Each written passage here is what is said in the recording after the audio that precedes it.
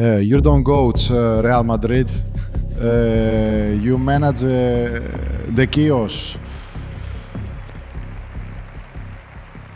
In football, there's a seductive myth that great players become great managers. That tactical intelligence on the pitch translates cleanly to tactical authority off it. And in the case of Xabi Alonso, that myth feels more like destiny. A regal midfielder, a cerebral figure, a disciple of Benitez, Mourinho, Guardiola, and Ancelotti, all sewn into one Basque brain. But here's the tension. What if the perfect Real Madrid fairy tale is built on a misunderstanding of the club's true nature? Alonso isn't just returning home. He's walking into a club where success is non-negotiable. Dressing rooms are political arenas, and tactical ideals are often steamrolled by egos and momentum. This isn't Leverkusen anymore. At Madrid, the waves are bigger, faster, and don't stop crashing. In this episode, we explore a counterintuitive idea that Xabi Alonso and Real Madrid, despite all their individual brilliance, might be incompatible. That the 2025-26 season could expose a tactical, psychological, and structural rift too wide to bridge. Not because Xabi Alonso is a bad coach, but because he may be the wrong kind of coach for Madrid. To understand why this marriage might fail, we have to understand what Alonso is and what Madrid demands. Xabi Alonso's managerial rise has been swift but not shallow. At Real Sociedad B, he implemented positional play with vertical triggers. At Leverkusen, he fused Spanish control with German directness. Press-resistant build-up, staggered midfields, wing overloads. It wasn't revolutionary, but it was refined and, above all, structured. His 2023-24 Bundesliga title was not just historic, it was symbolic. It marked the arrival of a new school of coaches, post-Guardiola, post-Klopp, focused less on controlling matches with possession and more with space, triggers, and tempo changes. Alonso's Leverkusen didn't just win, they rarely lost the emotional rhythm of a game. That kind of coaching wins you headlines. It also wins you offers. Real Madrid, sensing a shift in the managerial winds, saw Alonso as a hybrid, tactically modern, institutionally familiar, and crucially emotionally mature.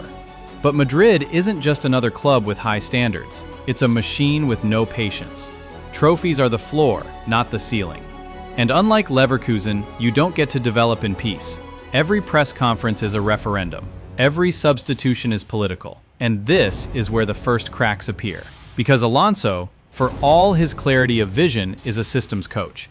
He needs players to understand roles, commit to patterns, and build relationships on the pitch. But Madrid doesn't build, it reacts. It surges, it improvises. It thrives on chaos and momentum, not structure and control. Even Zidane, perhaps the most successful modern Madrid manager, admitted, sometimes, it's better to let the players solve it. That approach won 3 Champions Leagues. Not a system, a culture. So when Alonso walks into a locker room full of stars, Vinicius, Bellingham, Mbappe, he's not just inheriting talent. He's inheriting personalities, flashpoints, political gravity. And this time, they're not all pulling in the same direction. Tactically, Alonso wants control not through possession alone, but through pattern sequences. That means fullbacks positioning narrow in build-up, wide players holding the width, and midfield rotations designed to disorganize the press and open corridors. At Leverkusen, it worked. Jonas Hoffmann knew when to invert. Grimaldo overlapped with machine-like timing.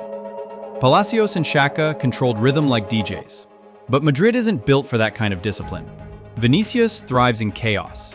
Give him too much structure and you reduce his instinctive edge. Mbappe, too, plays on feel, on moments. Jude Bellingham? He's a force of nature, not a metronome. These aren't players who fit into a system. They tilt systems around them.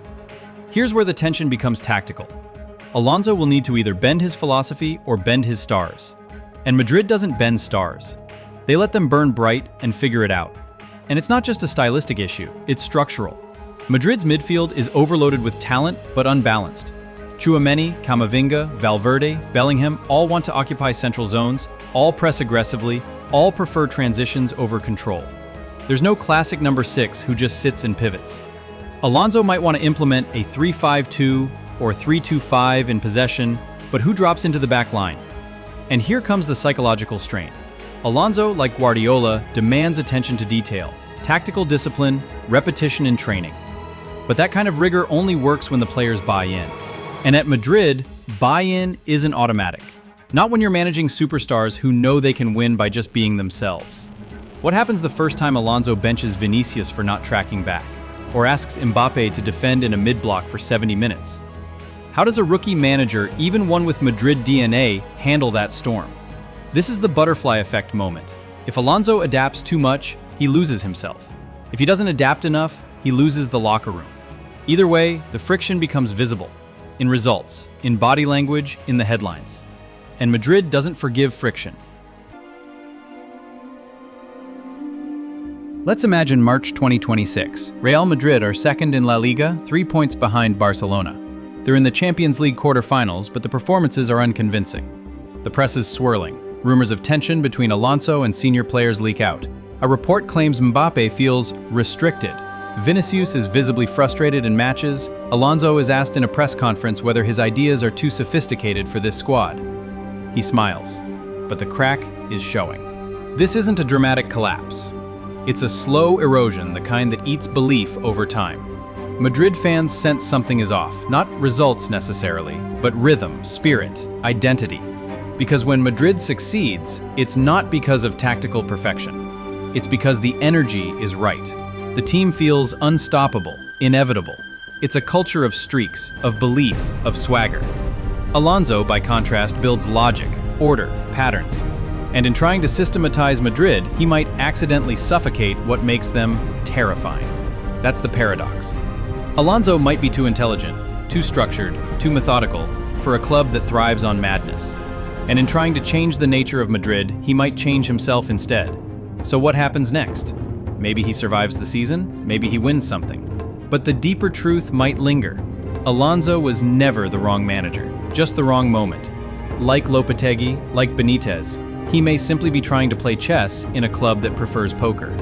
The question we're left with isn't whether Alonso will fail, it's whether anyone can impose their vision on a club that doesn't want to be understood.